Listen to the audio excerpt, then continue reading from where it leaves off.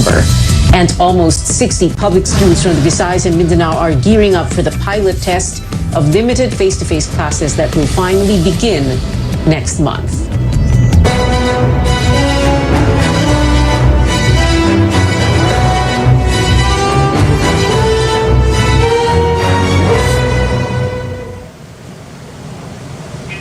Revelations and frustrations from aspirants in day 6 of the week-long filing of certificates of candidacy.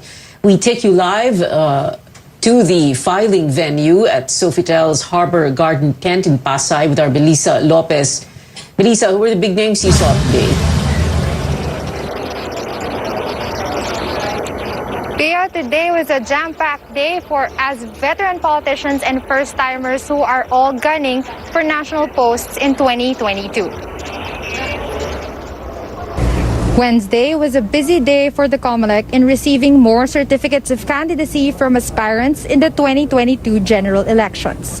The morning saw back-to-back filing for the presidential race from former Senator Bongbong Marcos and Senator Ping Lacson. The son of the late strongman Ferdinand Marcos came with his family a little past 11 in the morning. He's running as the standard bearer of Partido Federal ng Pilipinas but revealed he has no vice president yet.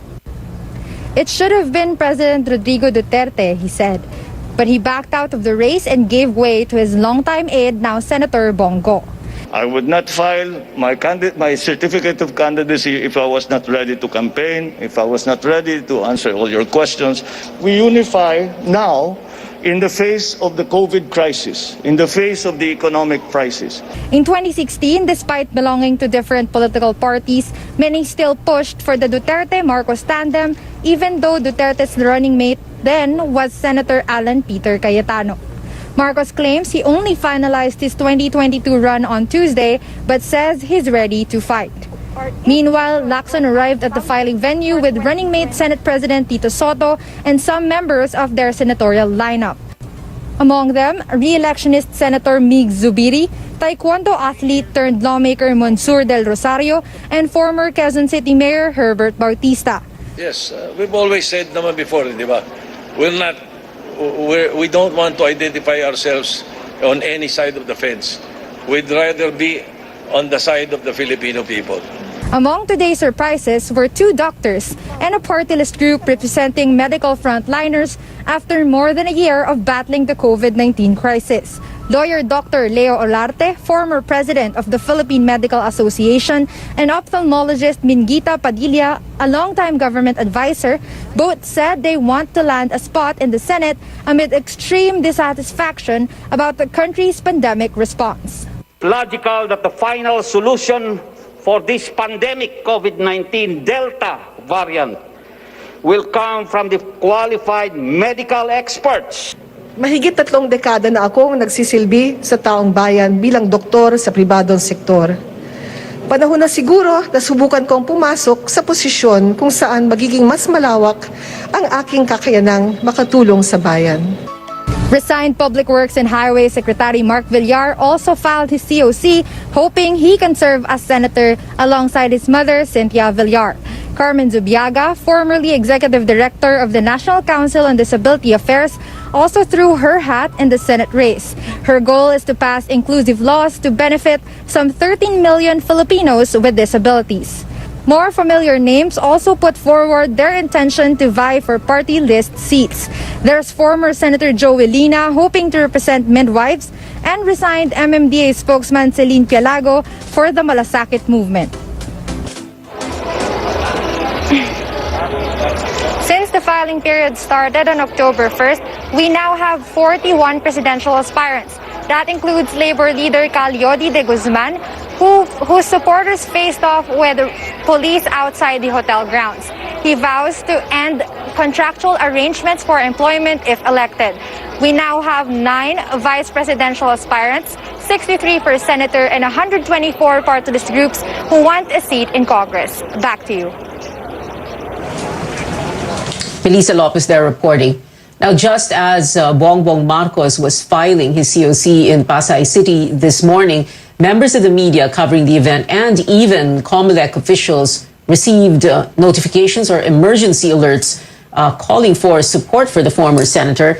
At the end of the message was, quote, hashtag BBM 2022. Now, these notifications, however, were disguised as, just as we said, emergency alerts. Some were even labeled as severe. The public usually receives these emergency alerts from the National Disaster Risk Reduction and Management Council, or NDRMC, during earthquakes or weather disturbances. The Bayan Muna Party, this group wants an investigation into how Marcos's campaign was, they say, able to, quote, hijack the emergency alerts frequency of government agencies. The NDRMC denies having a hand in the incident. Officials explain their use of the mobile alert system is only for warnings that are hazard-specific, time-bound, and area-specific as stated by law. They add this is the first time they encountered a problem like this. The National Telecommunications Commission, a member of the NDRMC, says it is investigating the matter. I'm going to be speaking with NTC Deputy Commissioner Edgardo Caballos later on news.ph at 7. Meanwhile, this just in, this from the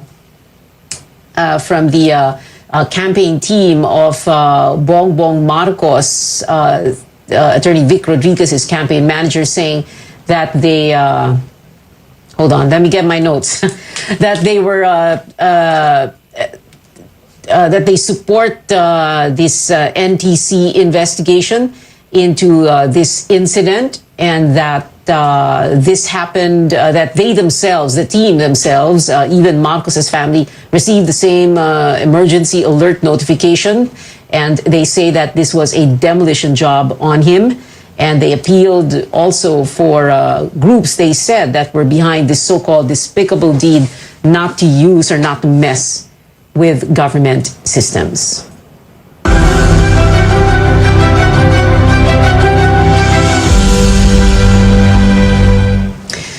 7 months into the country's COVID-19 vaccination drive, 22 million, or over 20% of the population, have been fully inoculated, while 25 million are waiting for their second dose. Some experts now raise the need for booster shots as studies on waning efficacy surface, including Pfizer's vaccine, which makes up 19% of the country's supply. Kailin Bonkin has that story. A study published on the Lancet Medical Journal shows Pfizer vaccine's effectiveness against hospitalization remains high at 90% 6 months after the second dose. But the effectiveness against symptomatic infection was down from 88% on the first month of getting 2 doses to only 47% after 6 months. Pwede kang mahawaan, pwede kang magka-COVID, pero yung risk mo of getting the severe and becoming hospitalized is less compared to getting the infection. With or without variants of concern like Delta, researchers found the vaccine's effectiveness really wane over time, just like the flu vaccine that needs to be given annually. Worry ko are the immunocompromised, the elderly, and those comorbidities, because we've seen a lot of this na in our patients na even they are vaccinated, mataas pa rin ang chance mo na you can get the infection and develop the severe infection. Recent reports also show waning efficacy of other vaccine brands. In August, a study published in The Lancet says Sinovac vaccine retains at least 70% effectiveness against alpha and beta variants. But its efficacy was down to 48% against Delta 6 months from the second dose. Though not yet peer-reviewed, UK-based Zoe COVID-19 study shows protection from both Pfizer and AstraZeneca vaccines declining on the 4 to 6 month. Without booster shots, an infectious diseases expert warns of more breakthrough infections later this year or early next year. Pag tumataas ang breakthrough infections, baka back to zero tayo. On Wednesday, Vaccines czar Carlito Galvez hinted on giving booster shots before the year ends.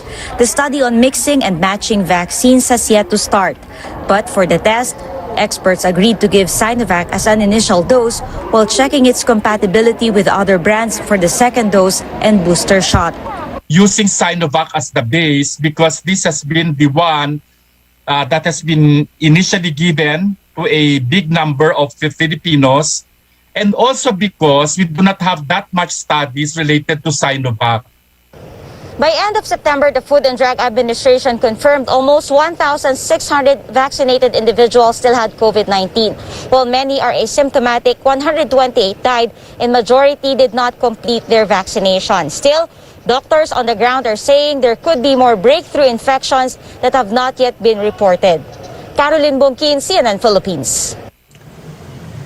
In the United States, Johnson & Johnson asks the Food and Drug Administration to authorize its booster shot. The company submitted data showing a second dose increases immunity to 94% when given 2 months after the first shot. Immunity improves 12-fold when given at 6 months. But the firm says protection remains stable over time, leaving it to officials to decide who should get the vaccine and when. The FDA will meet next week on Johnson & Johnson and Moderna's requests, which applied earlier.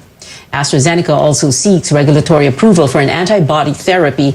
The British-Swedish drug maker says the treatment prevents symptomatic COVID-19, particularly among those who don't get an immune response from vaccines. The drug reduced the risk of symptoms by 77% based on trials, but more data is expected later this year. AstraZeneca is still discussing supply agreements with governments globally. Coming up on Newsnight, the government looks to roll out booster shots to some health workers next month if given approval. And pilot in-person classes are also set to begin next month. Find out which public schools were given the go signal to join when we return.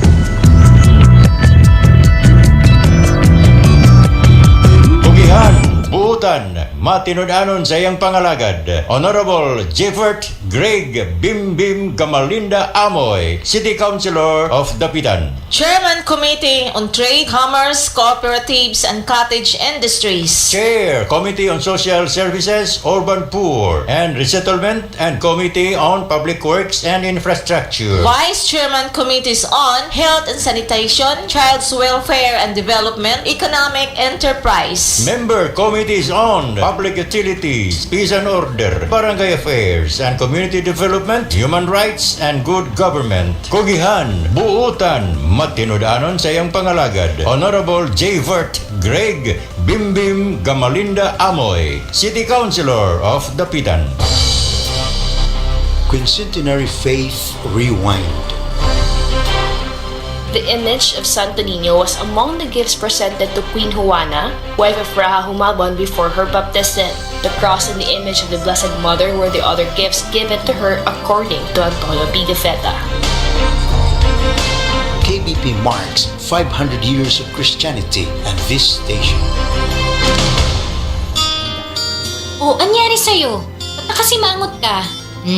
Alam ko na. Masakit ang katawan mo, ano? Sa sobrang trabaho?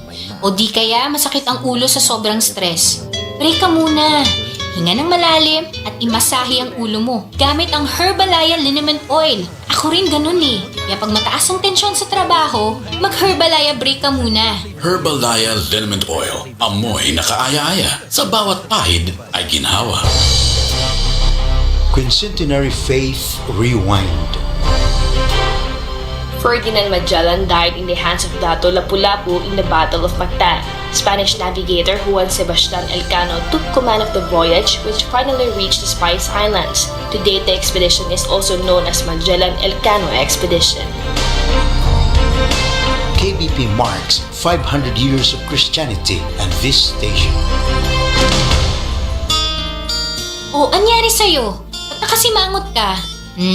Alam ko na. Masakit ang katawan mo, ano? Sa sobrang trabaho? O di kaya masakit ang ulo sa sobrang stress? Break ka muna. Hinga ng malalim at imasahe ang ulo mo gamit ang Herbalaya Liniment Oil. Ako rin ganun eh. Kaya pag mataas ang tensyon sa trabaho, mag-Herbalaya break ka muna. Herbalaya Liniment Oil. Amoy na kaaya-aya. Sa bawat pahid ay ginhawa.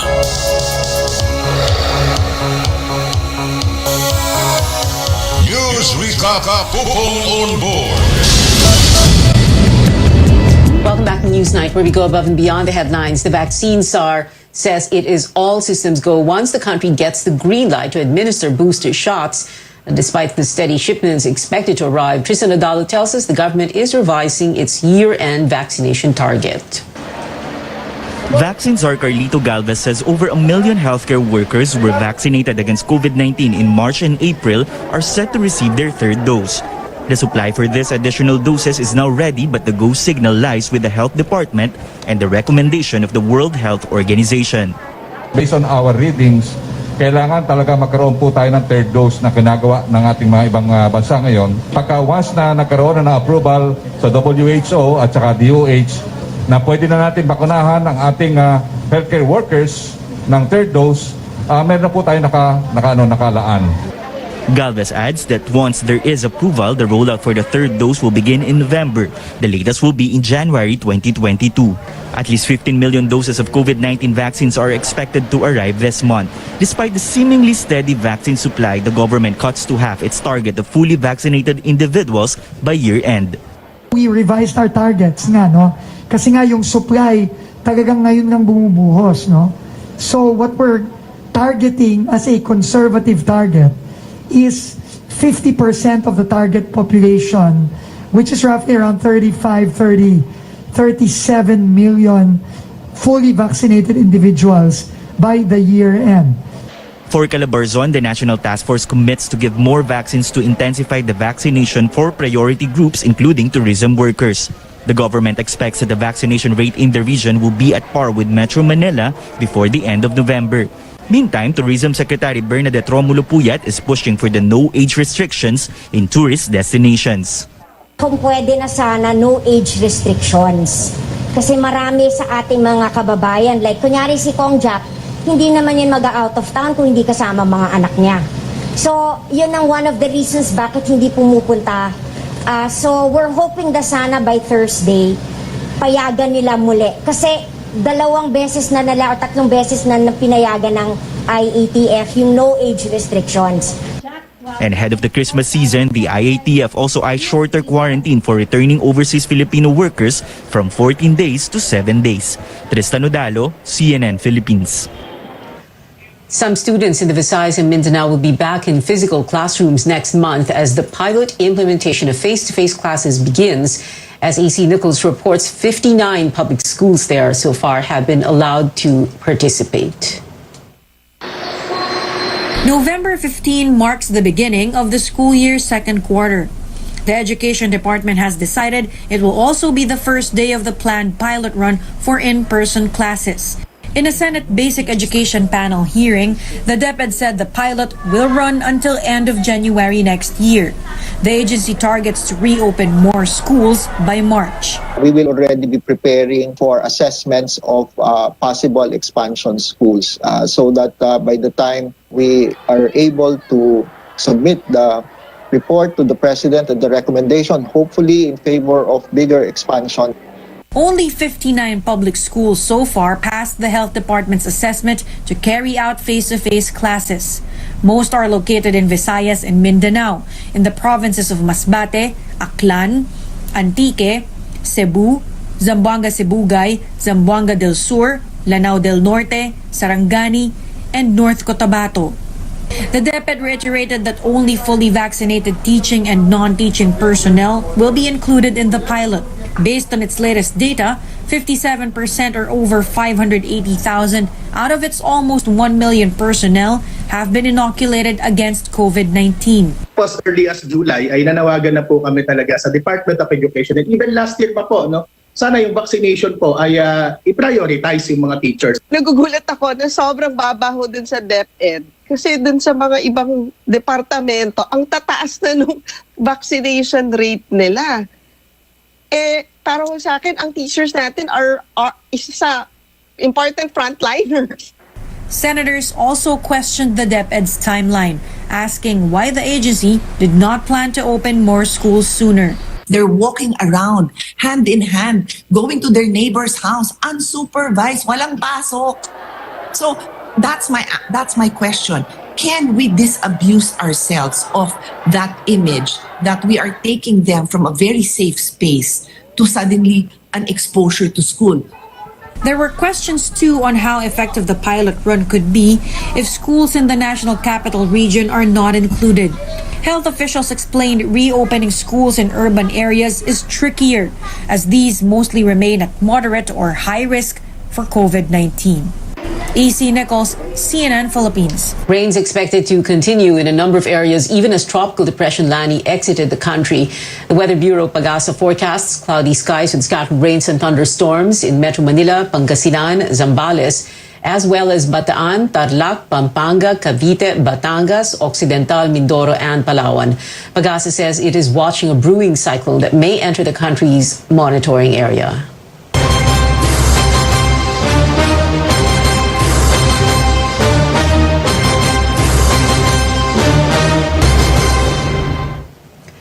Only 2 days left for the filing of certificates of candidacy, but the list of bets will not be final until after November 15th. Now, that's because of the substitution option, the tactic used by then Davao City Mayor Rodrigo Duterte en route to the presidency in 2016. Our Melissa Lopez breaks down what happens in that scenario.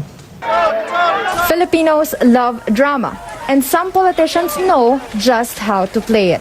Existing election rules allow last-minute political aspirants to join the race through substitution, which was how then Davao City Mayor Rodrigo Duterte became one of the presidential candidates in 2016. But the political analyst thinks a similar maneuver might not work this time.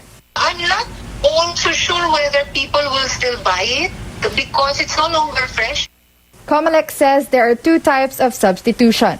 Voluntary, where an aspirant gives way to a fellow party member aiming for the post. There's a November 15 deadline, so names on the ballot will only be finalized after that.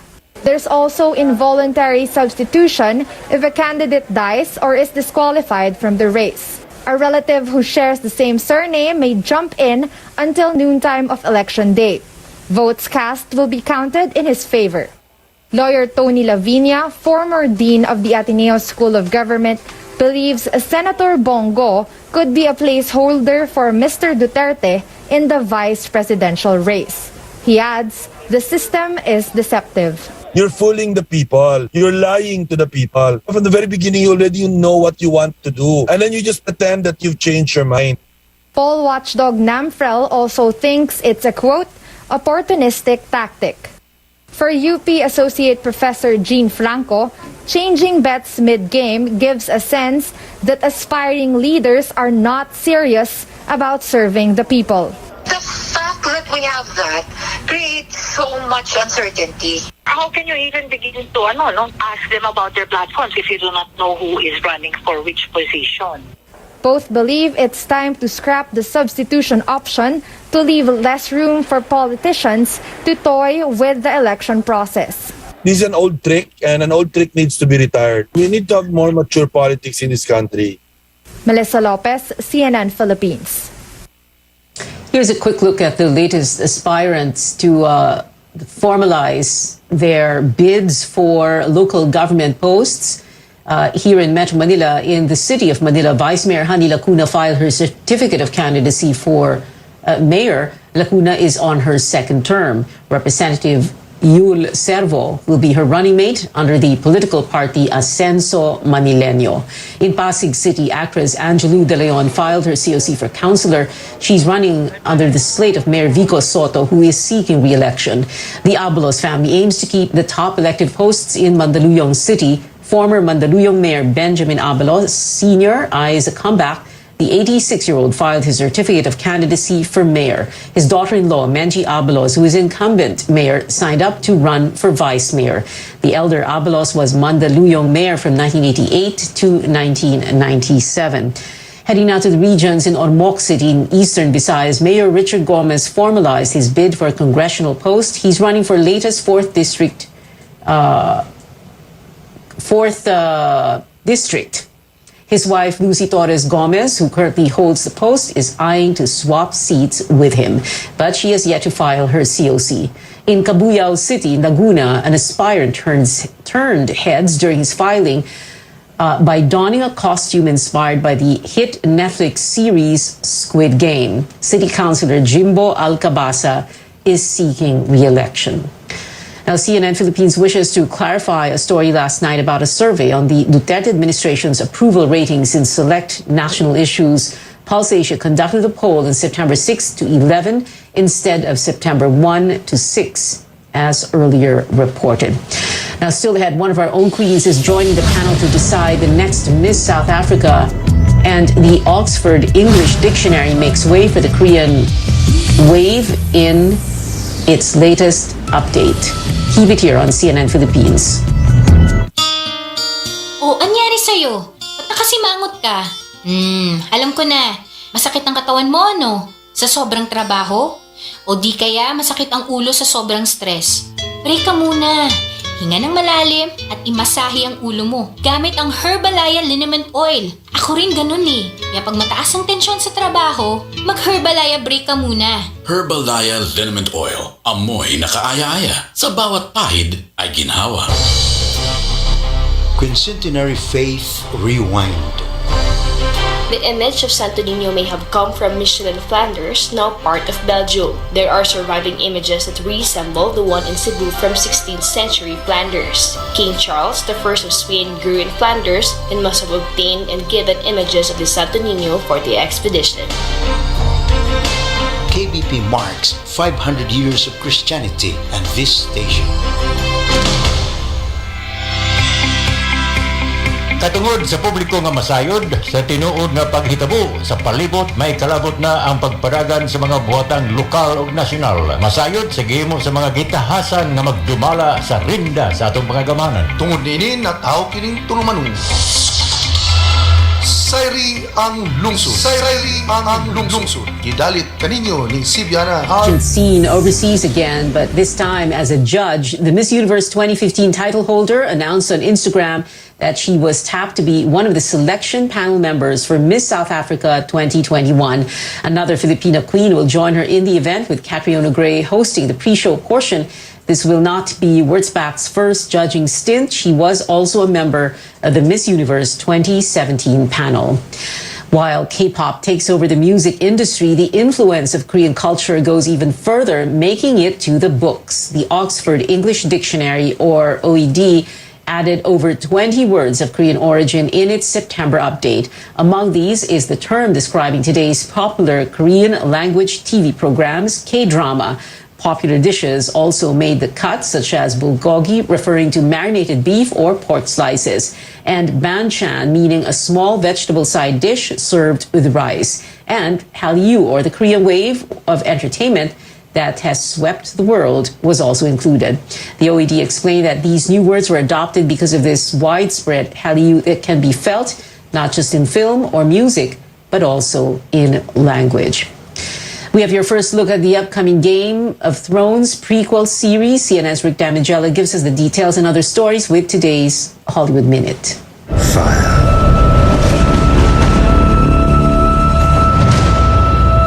And blood. The Targaryens are coming. HBO Max released the first teaser for the upcoming Game of Thrones prequel, House of the Dragon. Expect more dark drama and fiery action when the highly anticipated series arrives in 2022.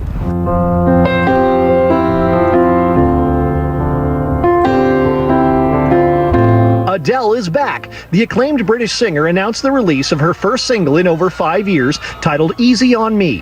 The Grammy winner teased a bit of the piano-driven track and its black and white video before its release on October 15th. Your obsession with other people's lives is pathetic. Nobody at the school would get called out for anything if it weren't for me. Simon? Jesus, he's allergic. I don't think he's breathing. Want to help? 5 students walk into detention, only 4 walk out. It's not a joke, it's the plot of the drama series One of Us is Lying, based on the best-selling YA thriller by Karen M. McManus. The first 3 episodes drop Thursday on Peacock. In Hollywood, I'm Rick Damigella. 80 days left before Christmas, and that is it for now. Thank you for watching. I'll see you again at 7 for News.ph. I'm Pia Ontiveros for Newsnight, where we go above and beyond the headlines.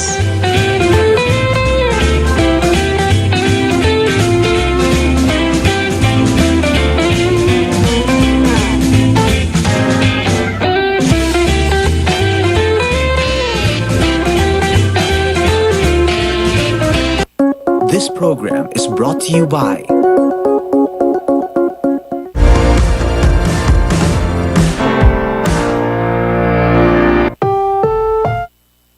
Nakasimangot ka? Alam ko na. Masakit ang katawan mo, no? Sa sobrang trabaho? O di kaya masakit ang ulo sa sobrang stress? Break ka muna. Hinga ng malalim at imasahe ang ulo mo gamit ang Herbalaya Liniment Oil. Ako rin ganun eh. Kaya pag mataas ang tensyon sa trabaho, mag-Herbalaya break ka muna. Herbalaya Liniment Oil. Amoy na kaaya-aya. Sa bawat pahid ay ginhawa. Honorable Angel Halusos Carion, Batanon, Buutan ug Malagaron, City Councilor of the Pitan City, Chairman, Committee on Tourism, Committee on Labor, Committee on Child Welfare and Development. Honorable Angel Halusos Carion, Batanon, Buutan ug Malagaron, City Councilor of the Pitan City. RPN Radio Philippines Network, DXKD, Dipolog, Radyo Ronda, Get excited. kapisanan ng mga broadcaster ng Pilipinas. Kini ang RPN DXKD Radio Ronda 1053 kHz.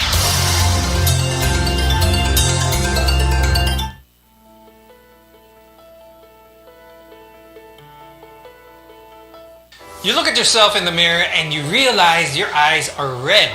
They're also teary, itchy, and painful. You might have pink eye, also known as conjunctivitis, which is highly contagious.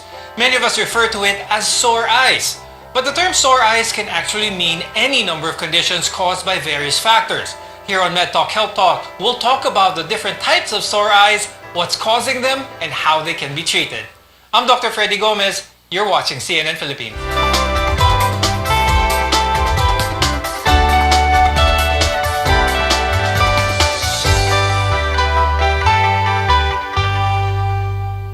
Whether it's an infection like conjunctivitis or eye strain from too much screen time, almost everyone has experienced sore eyes at some point. Technically speaking, sore eyes can refer to conditions that cause mild to severe soreness in your eyes. It can take many forms. So how can you tell which type of sore eyes you have? To tell us more about this, we have Dr. Eric Chongson. He's an emergency medicine specialist and consultant at the Asian Hospital Department of Emergency Medicine. We're also joined by Dr. George Ko Jr., an ophthalmologist and eye center director of Chinese General Hospital and Medical Center. Thank you both doctors for joining us here today. Now, when you hear the term sore eyes, a lot of people immediately associate it to pink eye or conjunctivitis because it's very common. And many of you who are watching us may have experienced this at one point or another.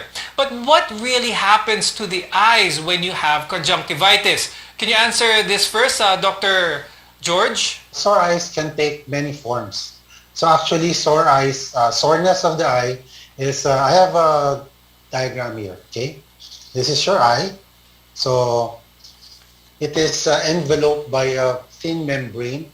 And then during sore eyes, this thin membrane becomes swollen. It's red and engorged. The blood vessels are engorged. And there are many causes, no? It can be viral, which takes up about 80% of the causes of conjunctivitis, 20% bacterial. And then there are other causes like you mentioned, Dr. Freddy, from eye strain, digital eye strain, from using too much of your gadgets when your eyes get dry. And then there's also allergic conjunctivitis and irritating conjunctivitis from smoke, from dust. Okay, so ang mas common talaga, Dr. George, viral type of conjunctivitis rather than bacteria. Let's remind our viewers, Doctor, kung ano bang difference ng virus at ng bacteria? So, viral conjunctivitis, well, we are quite familiar at this time, no, because of COVID. It's a viral infection, so it's an infection from, actually, it's not an organism, but it's a RNA particle. And there are also viruses that cause a lot of redness, such as adenovirus during the flu season, the influenza, and then bacterial are caused by bacterial organisms which contaminate the eye. For example, you go swimming. For example, you rubbed your eyes from having contaminated fingers and from contaminated surfaces. Then the allergic is from irritants in the environment.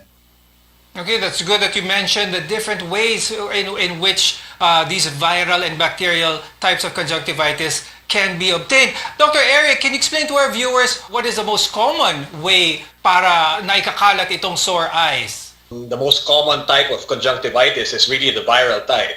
And as we know right now, as we're dealing with the pandemic, a virus is caused through droplets. So a lot of times, the same way COVID is spread, viral conjunctivitis is spreading the same way. Nowadays, to tell you honestly, in the emergency room, we have seen a dip in the cases of conjunctivitis. Maybe it coincides with the fact that we've been preaching hand hygiene a lot. Viral infection is really spread through airborne particles, and whenever you cough, sneeze, touch something, and then touch your eyes, that's how you get these kind of organisms. It's good that you mentioned conjunctivitis and how it is spread, and it's similar also viral, just how COVID-19 is. But do we know now, Dr. Eric, is conjunctivitis or ang sore eyes ba ay pwedeng simptomas din ng COVID-19? Well, that's a very good question, Freddy. The thing with COVID right now is the main symptoms are really respiratory. So if you see a patient purely with complaints pertaining only to the eye, without the respiratory symptoms, without the cough, colds, and fever that comes with COVID infections, then it's the risk of having COVID-19 illness is really high. If you have those illnesses with the conjunctivitis. But if a patient comes in with just purely a pink eye or redness in the eye, itchiness in the eye, without the respiratory symptoms, in all likelihood, this is just purely conjunctivitis, either viral or bacterial. Okay, very good. Now, the good news is pink eye, more often than not, is rarely serious if treated early. Dr. Ko, what is the proper treatment for conjunctivitis? The sore eyes, which is viral, usually you just wait it out. You apply a cold compress and then isolation. Hygiene, of course, like Dr. Eric said, you have to be very clean. Make sure you do not contaminate other surfaces or other materials that may come in contact with other people. For bacterial, we can use antibiotics, topical or oral treatment if needed. But both is best seen by an ophthalmologist or a specialist so that they can determine which is which and what kind of treatment is best. Ultimately, practicing good hygiene is the secret to preventing pink eye from spreading. Dr. Eric, what are some of the good hygiene habits to help prevent pink eye that you can advise our viewers? Well, I mean, like I said, it coincides with the pandemic that we have now. Now, basically, if you're doing what you're doing to prevent acquiring the COVID disease, that's exactly the ways of preventing this illness as well, preventing conjunctivitis. So if you just wash your hands all the time, make sure that you avoid rubbing your eye if you have irritation or pain in the eye. Avoid touching your eye, and that should prevent a lot of the complications associated with conjunctivitis. But again, the mainstay here, I mean, if you just do hand hygiene often and a lot, and you make sure that you clean your hands well, we shouldn't have a problem with conjunctivitis. And your eyes can also get strained or sore due to overexposure to screens. This is happening a lot these days, especially with our work from home setup. When you're staring at your computer screens all day or your gadgets, or many even spend hours texting away on their phones. We'll discuss this after a short break. We're your connection to healthcare here on MedTalk Health Talk. Stay with us.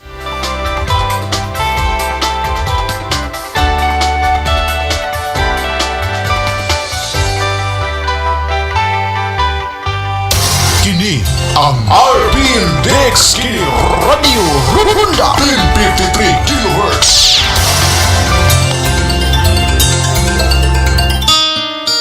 O, anyari sa'yo? Ba't nakasimangot ka? Alam ko na.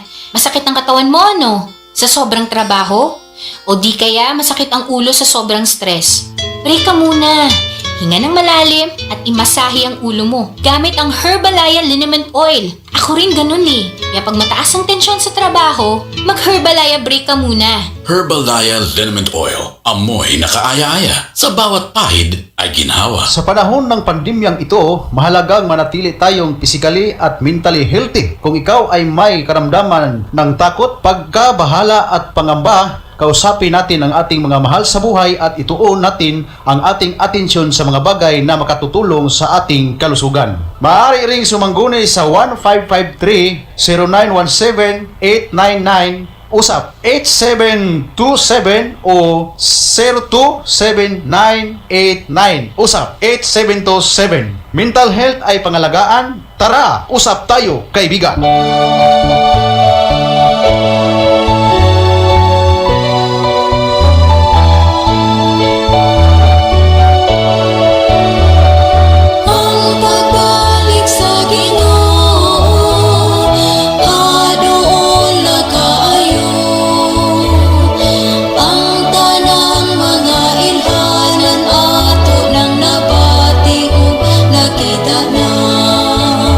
Sa kamatuoran usa ka taknang tulumanon nga magahatag kaninyo sa lunsay nga kamatuoran nga gikan sa balaang kasulatan nga magahatod kaninyo sa pag-angkon sa kinabuhing walay katapusan didto sa gingharian sa langit. Kining ubos ninyong igsuo Brother Mitchell Bindilio makig-uban kaninyo sulod sa usa ka taknang tulumanon. Paminawa, tingog sa kamatuoran uban ni Brother Pastor Mitchell Bindilio dinhi lamang sa RPN DXKD. Inyong mabati matag adlaw Sabado ug Domingo alas 7 ngadto sa alas 8 sa gabi. Tingog sa kamatuoran.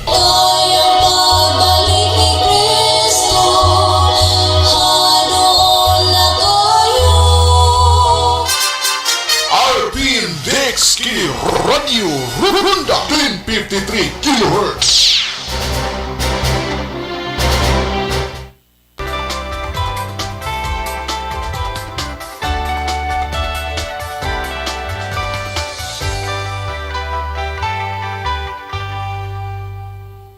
I'm Dr. Freddy Gomez. Welcome back to MedTalk Health Talk, where your health comes first. Itchy red eyes don't always mean you have pink eye or conjunctivitis. There's also a condition known as digital eye strain or computer eye strain, and this can cause vision as well as eye problems. We'll discuss why this happens and how best to treat it. If you spend too long staring at a screen, more often than not, you'll start to notice dry or your eyes becoming very red, maybe even blurred vision. Dr. George, why does this happen kapag matagal na nakatingin sa screen ng mga tao? Primarily, at this time, the reason why we get this irritation because we do not blink too much, we stare too long, and then the positioning, the light source from the computer screen might be too bright. It causes strain.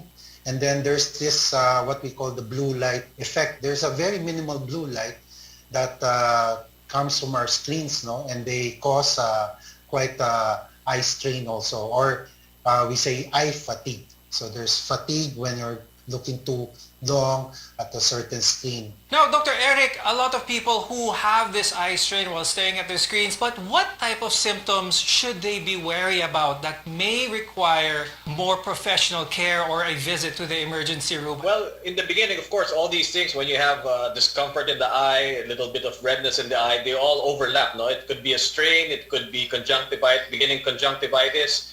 But the key here is after eye strain, after you've rested for a while, when you wake up after a nap or after you've rested, you should feel okay.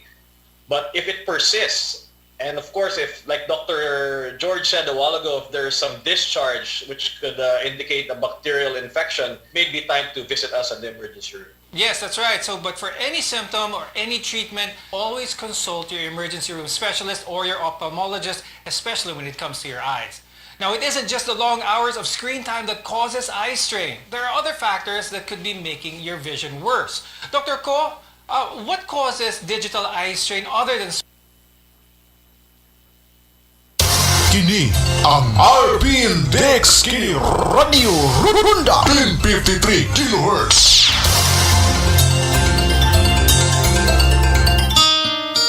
O, anyari sa'yo? Ba't nakasimangot ka? Alam ko na. Masakit ang katawan mo, no? Sa sobrang trabaho? O di kaya masakit ang ulo sa sobrang stress? Pray ka muna. Hinga ng malalim at imasahe ang ulo mo gamit ang Herbalaya Liniment Oil.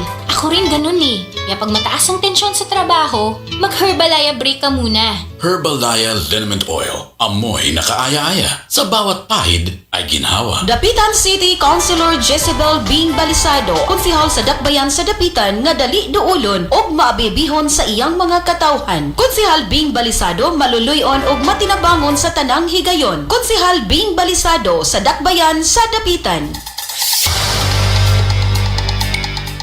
Taliwala sa nagiagumang pandemya ning atong nasud karon, naninguha ang nasyonal nga pangagamhanan nga ipaabot sa kadaghanan ang mga tubag sa nagbaha nga mga pangutana kabahin sa kahimtang sa tanang katawhan, pinaagi na sa PCOO kun Presidential Communications Operations Office ni Secretary Martin Andanar. Laging handa! Programa sa tanang Sibyaanan nga mohatag katinawan sa mga pangutana sa katawhan. Laging handa! Programang makahatag kasayuran sa benepisyo ug ayuda alang sa katawhan. Laging handa! Programang maghatod sa mga impormasyon kabahin sa pagpangandam ug mga gipatuman sa nasyonal nga pangagamhanan taliwala sa pandemyang COVID-19. Laging handa! Mapaminaw matag Lunes hangtod Sabado alas 11 ngadto alas 12 sa kaugtuhon. Diri lamang sa RPN DXKD Dipolog 1053 kHz sa atong mga AM radio bands o sa RPN DXKD Dipolog sa Facebook account. Magkahiusa kita aron mapakgang ang pagkuyanap sa COVID-19. Laging handa! Hatod ka nato sa Presidential Communications Operations Office kun PCOO. DXKD Ronda Balita. Mga balitang may kamatuuran, way gidapigan o hilisgutanan sa katawhan. DXKD Ronda Balita. Mga labas nga mga balita gikan sa sinaligang mga tinubdan. Balitang hinimo sa lawak balitaanan. Diin inyong madungog ang mga balitang lokal, regional, national ug international ug uban pang may kalabutan sa atong kadaliman. Gihatod kaninyo live gikan sa RPN DXKD Radio Ronda Broadcast Center. DXKD Ronda Balita. Inyong madungog matag adlaw Lunes hangtod Biyernes alas 12 hangtod sa alas 2 sa kahaponon ug makita usab sa RPN DXKD Dipolog Facebook page, YouTube ug sa Twitter. DXKD Ronda Balita.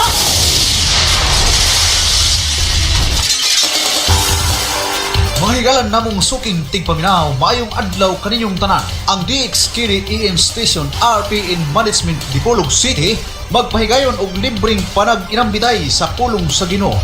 Dialogo sa kamaturan. Among giawag tanang magawali sa naglain-laing relihiyon sa pagtambong ning maong programa. Dialogo sa kamaturan. Aron mapabati sa tanang katawhan ang inyong matag baruganan sumala sa kamaturan alang sa hingpit nga kaluwasan ug kinabuhing walay katapusan. Dialogo sa kamaturan. Ang dialogo sa kamaturan ninyong mabati matag alas 3 ngadto sa alas 5 sa hapon adlong Domingo.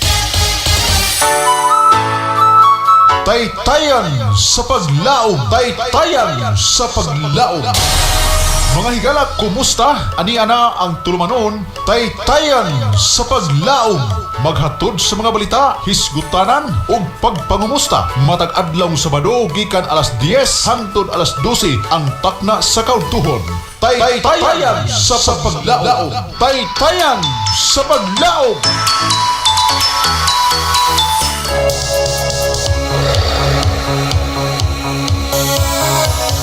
News Recap Pupong on board. Pangitabo sa tulo ka distrito sa Zamboanga del Norte, kalambuan sa politika, showbiz o agrikultura. News Recap Pupong on board. Inilang sa Radio Ronda alas 6 ngadto sa alas 9 adlaw Domingo.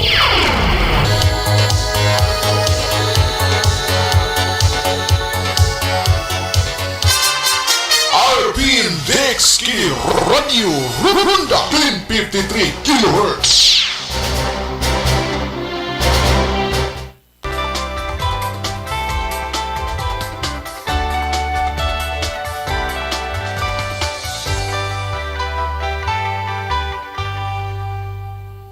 It's easy to take your eyes' health for granted, but with overexposure to screens nowadays and other possible causes of sore eyes, there are things you can do to care for your eyes and ultimately improve your overall well-being.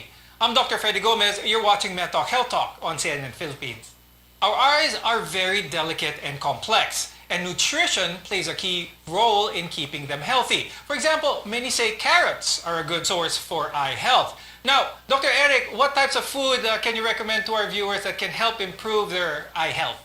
Vitamins like vitamin C help a lot as far as the nutrition of the eye. Zinc, I know, is a nutrient that is very important as far as the eye is concerned. You know, if you take your multivitamins every day, take your leafy vegetables, leafy green vegetables, and like you mentioned a while ago, carrots. If you eat healthy, a balanced diet, I think it'll follow that your eye will also be healthy. Very good. Now, Dr. George, on to you. What kind of tips can you give our viewers when it comes to overall eye health? Aside from vitamin C, another good vitamin that we should not forget is vitamin A and E, and the omega-3, the fatty acids, which are present in fish. Also, fruits and vegetables are also rich with vitamins that can help our eyes. And what's more important is enough rest, enough sleep. So sleeping is also important because that's the time when you can rest your eyes. And of course, adherence to the protocol of not using too much of your eye and your gadgets and taking long periods of break and rest. Okay, now I want to talk quickly about dry eyes naman, because if your eyes are dry and dehydrated, your vision can also be affected. Plus, you would be feeling very uncomfortable. Dr. George, what are some of the symptoms ng dry eyes? Okay, so dry eye is quite common nowadays because of the digital eye strain. It comes with using your gadgets too much. So dry eye is a condition wherein the tear production may not be enough, or the evaporation of your tears is quite fast, so it leaves your eye dry, leaves your eye blurry. There are some gritty sensation. Usually happens early morning when you wake up, or during the time that you're using your gadgets. When you don't blink too much, then the eyes begin to strain, and sometimes, of course, it gets red. Quite common also with people, older people, and also quite common with people past menopause, hormonal changes. If you're taking anti-allergy medications, that's also quite common that you get dry eyes. Now, if you experience unusual problems that are causing pain or discomfort, such as itchiness, or your vision is affected, go see your doctor. Thank you, emergency medicine specialist Dr. Eric Chomson and our ophthalmologist Dr. George Ko Jr. We appreciate your time very much. We're here to help build a healthier future for you. I'm Dr. Freddy Gomez, and thank you for watching MEDTALK Health Talk, only on CNN Philippines.